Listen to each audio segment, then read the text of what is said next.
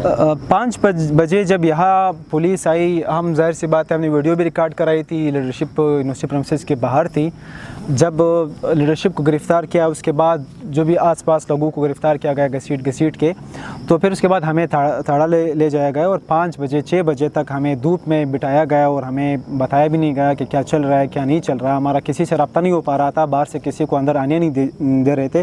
फिर वकील साहिबा आई ईमान मज़ारी, उन्होंने बात की उनके साथ कि आपने FIR लॉन्च नहीं किया, आपने उसके FIR के बगैर स्टूडेंट्स को आप लेकर आए, धूप में बिठाया हुआ है।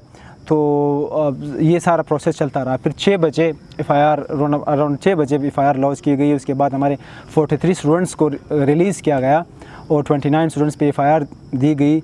और उसके बाद फिर रात कोई 10-11 बजे तक हमें खाना भी नहीं दिया गया था, तब तक फिर बाहर से कुछ खाना लेकर आए। उसके बाद रात के कोई 1 बजे हम सबको दोबारा हथकड़ियाँ लगाकर हमें पुलिस वैन में बिठाया गया। तेज़ बारिश थी, इंतहाई ज़्यादा, 2-3 घंटे हमें वैन में बिठाया गया था बग़ैर कुछ बताए। फिर हमें ले जाया गया, हमें डेस्टिनेशन का कुछ पता नहीं था। रात के 1 बजे हमें लेकर गए थे किसी जगह, हमें तो पता नहीं लोकेशन का, कहाँ पे लेकर गए थे, लेकिन वहाँ पे हमें ठहराया गया। फिर से मतलब हथकड़ियाँ लगाई गई, दरवाज़ा बंद कर दिया गया और वहाँ पे हम रहे कोई नेक्स्ट डे कोई 12-1 बजे तक।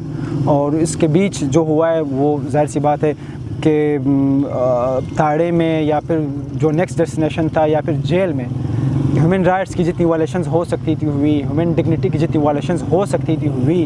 हम आपको केस टू केस भी बता सकते, जिस तरीके से स्टूडेंट्स को वैन के हालात आपको पता है। जब बख्श खाने में हमें ले जाया गया, 3 घंटे हमें वैन में बिठाया गया था तेज़ धूप में, न पानी दिया गया हमें, न वहाँ पे निकलने का कोई रास्ता था, न हमें कोई हवा का इस तरह कोई तरतीब था। तो जितना हमें टॉर्चर किया जा सकता था, जितना हम पर तशद्दुद हो सकती थी, इस लिहाज से साइकोलॉजिकली टॉर्चर करने के लिए जेल के हवाल आपको ख़ुद भी पता होंगे।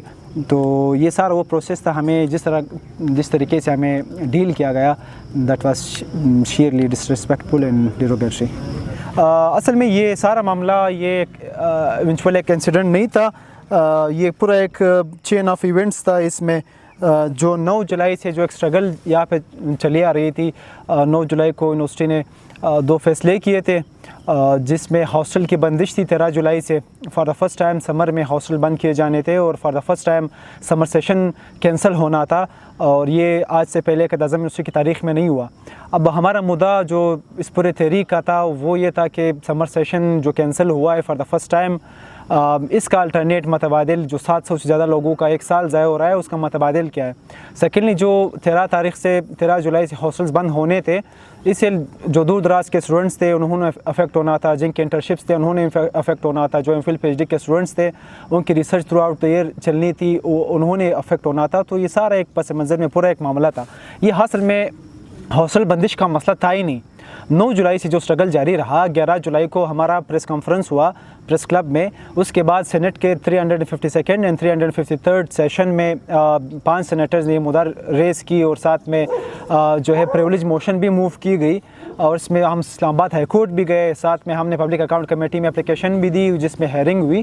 तो ये सारा मामला था। उसमें हमारा जो पॉइंट नंबर 1 था वो समर सेशन का कैंसलेशन था, क्योंकि समर सेशन के कैंसलेशन से 700 से ज़्यादा लोग उनका 1 साल ज़ाया होगा। समर सेशन असल में स्प्रिंग सेमेस्टर के ख़त्म होने के बाद जो 2 महीनों की छुट्टी आती है उसमें समर ब्रेक होता है। उसमें एक कोर्स ऑफ़र करते हैं, जिनके कोर्स फेल हो या जिनकी डिग्रीज़ मुकम्मल होना हो, 1-2 कोर्स रहते हो, तो उसी समर सेमेस्टर में वो लोग पढ़ते थे।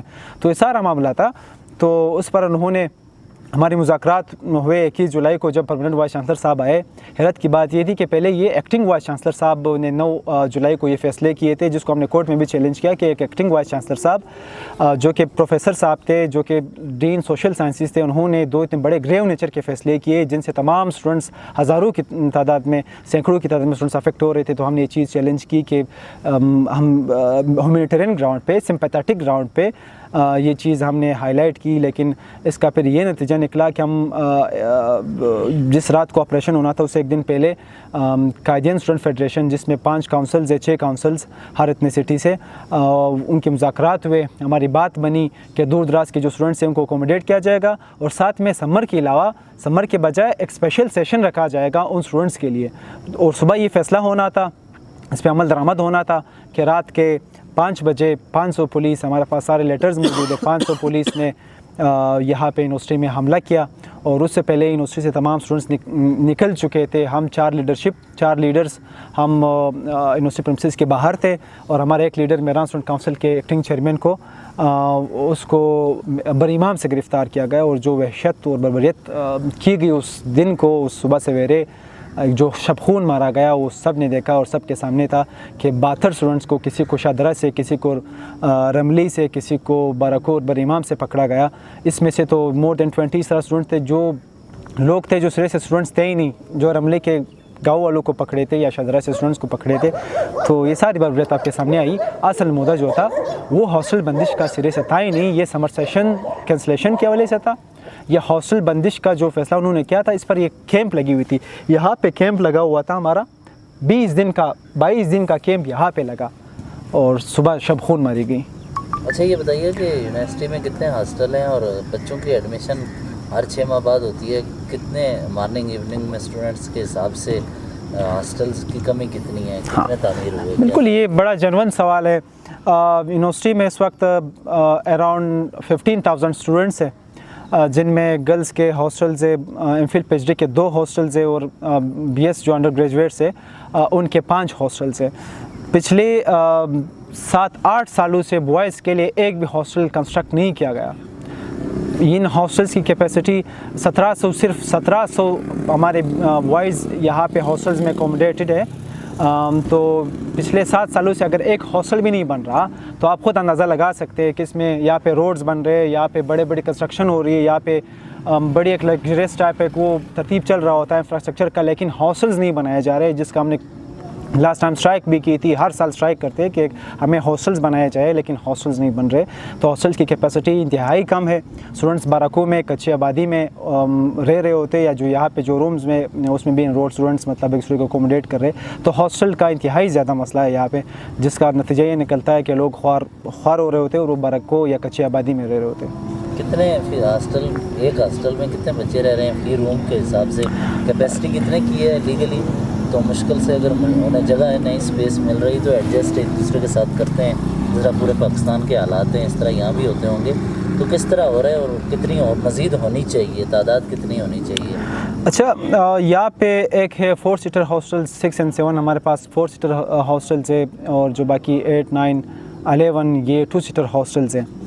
गर्ल्स में भी मतलब 3 सीटर हॉस्टल्स भी है, 4 सीटर भी है, एमफिल पीएचडी के 2 सीटर हॉस्टल्स हैं। तो इसमें लीगली 2 स्टूडेंट्स रहते हैं, लेकिन अटैचमेंट्स भी लीगली अलाउड है, तो लोग अटैचमेंट्स पे भी रहते हैं। जगह की गुंजाइश बहुत कम है, स्टूडेंट्स बहुत ज़्यादा है, तो लोग जो है अटैचमेंट्स पे भी रहते हैं। तो गुंजाइश अगर मैं कहूँ कि मज़ीद 5-6 हॉस्टल्स भी बने तब भी कम पड़ेंगे। इस वक्त बहुत कम लिमिटेड कैपेसिटी, अगर 15,000 में से सिर्फ 1700 स्टूडेंट्स यहाँ पे इनरोल्ड है या उनके अलॉटमेंट से, तो आप खुद अंदाज़ा लगा सकते हैं कि और आपको पता भी है कि यहाँ पे सारे लोअर मिडिल ग्राउंड के स्टूडेंट्स आते हैं और दूर दराज के स्टूडेंट्स आते हैं, जो बाहर इतने महंगे लग्जरियस अफोर्ड नहीं कर सकते, लग्जरी या ट्रांसपोर्टेशन के चार्जेस, जिनका इंटरनली रहना बहुत ज़रूरी है। और ये ऑब्वियसली आपको पता भी है कि ये एकेडमिक स्टैंडर्ड या एकेडमिक जो मुकम्मल एक वो है, उसको भी काफ़ी ज़्यादा अफेक्ट कर रहे होते हैं। तो गुज़िश्ता एसपी आया था, उसकी जानिब से कहा गया था कि यहाँ पे कुछ शिद्दत पसंद रहते हैं, तो कोर्ट में क्या उसकी जानिब से रिस्पांस किया था इस हवाले से? देखिए, ये जब भी स्टूडेंट्स बोलने लगते, जब भी स्टूडेंट्स स्ट्रगल करते या कोई आवाज़ उठाता है, तो सबसे अहम बात ये होता है कि आप उसको क्रिमिनलाइज़ करो, कि आप उस पर एलिगेशंस लगाओ।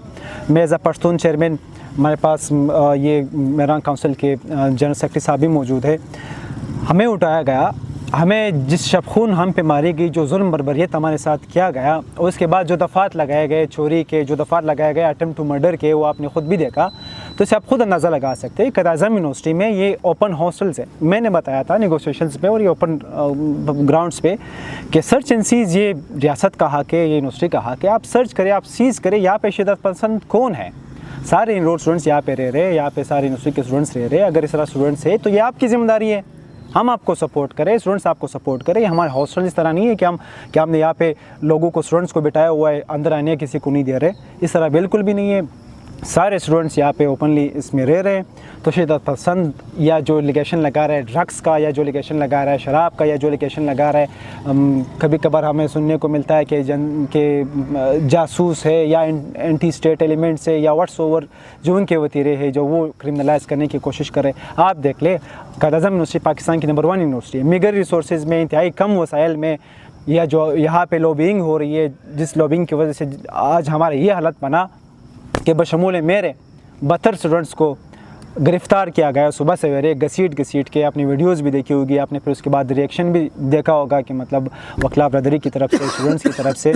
तो ये सिर्फ स्टूडेंट्स को क्रिमिनलाइज़ करने की एक कोशिश है, स्टूडेंट्स की आवाज़ को दबाने की एक कोशिश है। 25 दिनों से हमारा स्ट्रगल चल रहा था, इसी ग्राउंड पे स्ट्रगल चल रहा था। हम बाहर भी निकले, सीनेट चेयरमैन से उसकी परमिशन मैंने ली और उन्होंने परमिशन दी कि आप इस मैटर को सीनेट फ्लोर पर as a matter of public importance उठाए। जान मोहम्मद साहब, सेनेटर साहब, सेनेटर कामरान मुर्तज़ा, सेनेटर अब्दुल शकूर और बाकी सेनेटर्स ने, 5 सेनेटर्स ने मुद्दा सीनेट फ्लोर पे उठाया as a matter of public importance. तो 25 दिन का एक स्ट्रगल था।